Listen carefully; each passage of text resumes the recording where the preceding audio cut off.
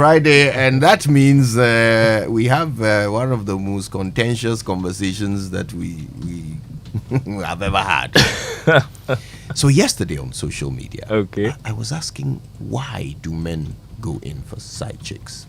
That question. Yes, why? Oh, and goodness, the answers I was offered. Hmm. I want to hear some of Hey. the answers. Let me read you this one. This was, I think, the best selection of answers so far. And look, these people were like serious. They were giving us insights, okay, into why side chicks are still a thing. Okay, so here's one from someone called Ben Digazi. He says, the thing is, men mostly die before women. The woman can remarry, but who's the husband going to marry in the graveyard? Oh boy. We're taking our ex gratia here Hey. before we go. If the women don't understand this, they can go to court. Oh. Oh! Charlie. Somebody says, the same reason you buy ice cream from outside to eat, even though you have ice cream in your fridge at home. Well. I asked, somebody said, we take side chicks for balanced diet. We can't be eating rice every day. Oh. So he's using side chick to cure his beriberi. Oh, Charlie. Charlie. People do. Amusing. That's what I can say. But look, I mean, this question has become topical. Mm. This Kumasi guy, married man, who went and shot his side chick. I mean, at what point does your mind get so warped that you, who is cheating on your wife, expect the person you are Other cheating person. with to be faithful to you? Then. Huh. But it's and you see, the only way your mind could get to such a point is if you think what you're doing is normal. Yeah. You but see? it looks as though it's normalized now. But how? How did we normalize? I mean, infidelity, extramarital relations. It's normal. Like when did we cross that threshold? I guess, people are accepting that, yeah, if you're married, you're supposed to have somebody by the side. So do you have somebody by the side? I don't. I So can't. Then you are not being normal. But it is being normalized. I mean, it's a like, if you are talking to people like guys and you don't have one, it's strange. Like, hey, why don't you have one? Like, yeah. Anyway, today we're going to get insights, okay? And we're going to get calls from people who have side chicks, people who are side chicks, people who are married to people who have side chicks, people who are married but are also side chicks. You're going to get them all, coming through. But the important thing is that they can all teach us something. Yeah. Because these are normal human beings.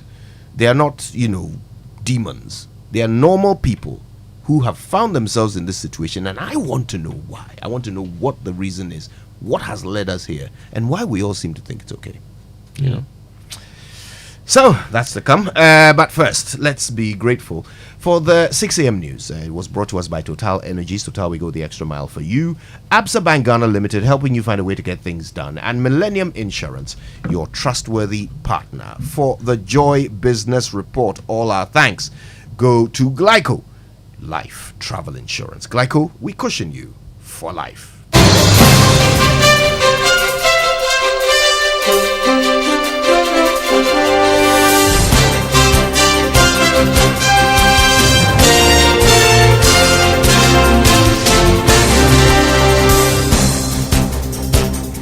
Hello, good morning. Welcome to the Joy Business Report. Coming up, banks set to review investment and lending decision in coming months due to the impact of the debt exchange program. We hear from Chief Executive of the Ghana Association of Banks, John Ewa, also Association of Ghana Industries, to intensify engagements for amendments of revenue tax measures set to kick off from Monday, the 1st of May. And on today's Business Journal, we'll take you to the Central Region where farmers are complaining about post-harvest losses. Details coming up.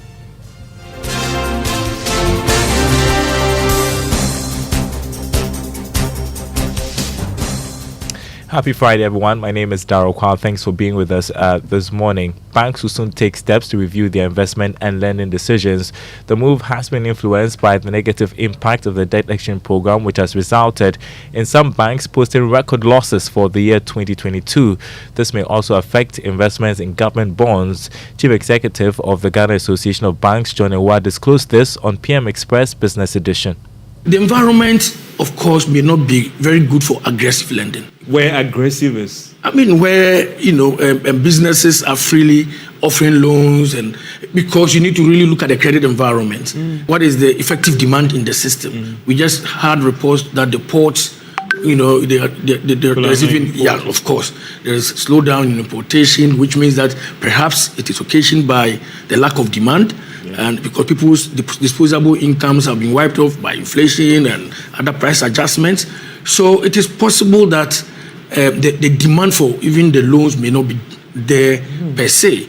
But because the avenues for the liquidity is also now narrowed, there is no free way of just buying government bonds anymore. Banks will be looking to doing proper lending, to be doing lending to productive sectors, business professionals, households, who present bankable projects. You heard John Ewa, who is Chief Executive of the Ghana Association of Banks, speaking on PM Express Business Edition. You can watch a repeat of that conversation this morning at 11 on the Joy News channel. Meanwhile, the Executive Secretary of the Ghana Association of Savings and Loans Companies, Junebua Kojiabwache, has appealed to the investing public to have confidence in the financial sector despite losses incurred by lenders from the domestic debt exchange program. Mr. Kojiabwache says he is hopeful the financial sector will soon recover from the shocks of the debt exchange program. The issue is that the savings and loans, finance house, microfinance, we also depend on the public as well as the commercial banks. And once they are okay, they are in a position to serve us, we will also continue to serve our customers. And we will make sure that we also continue to play our role, the intermediary role, to make sure that the monies that we also receive from the customers, when they are in need of it, they also get it. And we want to encourage the public to continue to have this confidence, because we don't have any other alternative to what we are going through. That was Executive Secretary of the Ghana Association of Savings and Loans Companies, Chinebua Kojiabwache. The Bank of Ghana says it's made several provisions to protect local fintech companies to expand. Players in the fintech industry have criticized the central bank for its failure to address some gaps. Meanwhile, head of fintech and innovation at the Bank of Ghana, Kwawu Opong, speaking to Joy Business at a stakeholder meeting on fintech development organized by Templars law firm, indicated that his outfit is working to support all players within the space to drive growth. First of all, you cannot get any license from Bank of Ghana's payment systems framework without having local shareholding, minimum of 30% indigenous Ghanaian shareholding, and so that continues to be the case. But as the truth is, the growth potential is in Africa, so you're going to find a lot of international investors trying to come into countries like Ghana, Nigeria, Zambia, and these markets have to prepare, just as we are, to be able to accommodate the interest of foreign entities without compromising the local interest as well. So there needs to be indigenous shareholding, there needs to be indigenous stake in some of these businesses, because ultimately this is ours. But we also take a particular interest in making sure that our local innovators have room and opportunity to be able to demonstrate their creative potential, create businesses, create employment, generate some good income, and overall add to the growth of the economy. Kwawu Opong is head of fintech and innovation at the Bank of Ghana. The Association of Ghana Industries, AGI, has expressed readiness to comply with the 3 revenue measures, but says it will continue with engagements and push for amendments. AGI's comment is coming at a time the Ghana Revenue Authority has announced that it will, from the 1st of May, start the implementation of the new and revised taxes captured in the 2023 budget following its passage into law. Several business groups have also expressed concern the implementation of the taxes will worsen the applied. Now, speaking to Joy Business ahead of the implementation, Chief Executive of the AGI, Sechuma Kwawu, said his outfit will assess the impact of the new taxes on their members. It is going to take off. Industries have to understand the whole system, calibrate their accounting system to be able to accommodate it, and then see how well they can manage pay the necessary taxes as it's been imposed by government. But as at the association level, we will continue the engagement. We will first be monitoring the development. Normally, when there's a new policy of this nature, we know that it may not augur very well for industries. However, we need to monitor to see the full impact. You heard Chief Executive of the AGI said Kwawu.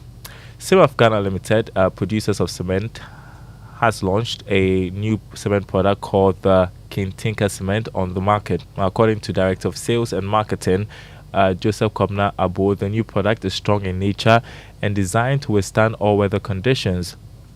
The function of every cement is to develop strength. So we look at the strength level in the market, and we have designed a cement that is the highest cement in the market. You can find out cement with 32.5, 42.5. These are strength levels that gives you when you work with it.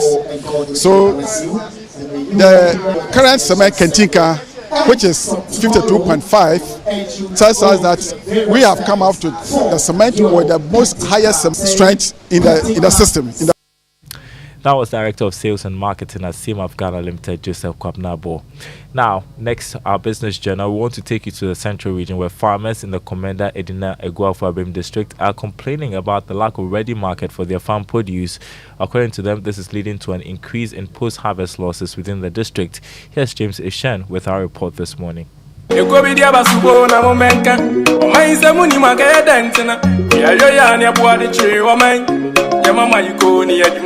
over the world, farmers, commodity traders, and aggregators are experiencing post-harvest losses in various ways along the value chain. This calls for global concerns as the impact of post-harvest losses greatly affects each one of us in diverse ways. In Ghana, the story is no different. In one of my visits to some farms in the Komenda Edina Eguafu Abim district in the central region, I engaged some farmers. It was a Tuesday morning. These women had to move their farm produce to a nearby town called Biposo in the western region.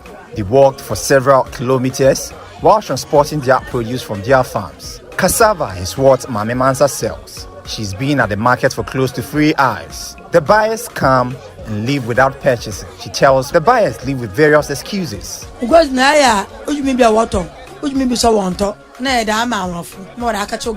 Trading activities is not consistent. Some of the buyers say they do not get any profits after buying the cassava. It's not our fault because things are expensive and we need to increase the prices of cassava we sell here. As a result, when they do not buy, we end up losing everything or better still use it for kupunte.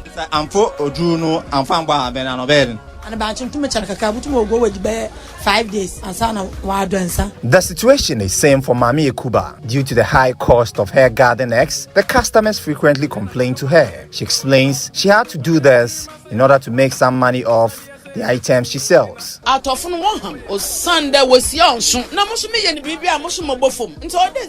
buyers are always unhappy because of how we sell the garden eggs. I can't do anything about it because if I try adjusting the prices, I will end up running at a loss. If not for the expensive prices of the garden eggs, I'm sure by now what you see would have been bought. But because of transportation and other costs, we need to increase the prices. We have a way of preserving it, but we sometimes have some of it rotting, which means you've lost some amount of money.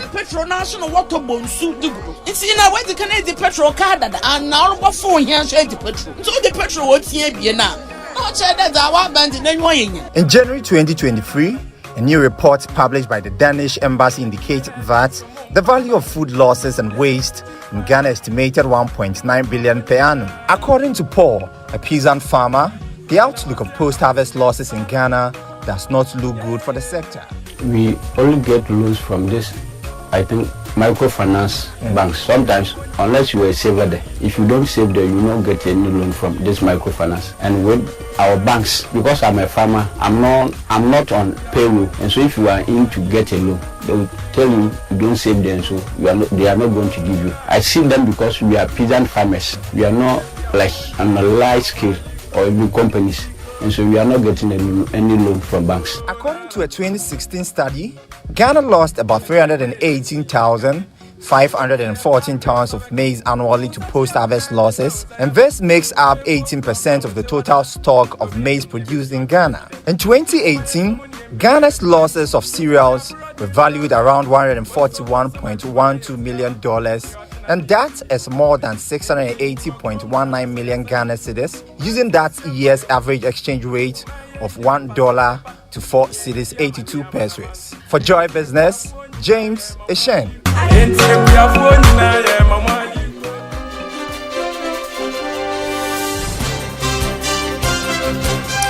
James Eshen bringing us a business journal. As we head out, let's check the markets for you this morning. On the commodity market, crude oil trading this morning at $78.78 a barrel, after going up by just $1 from yesterday's trading. Gold lost almost $3. It's going for $1,985 an ounce. Cocoa lost $26, selling this morning at $2,924 a ton.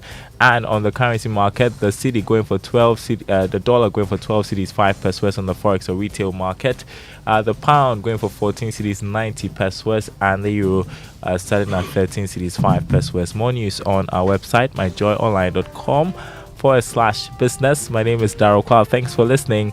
Handing you back to Winston, Winstonia. Yes,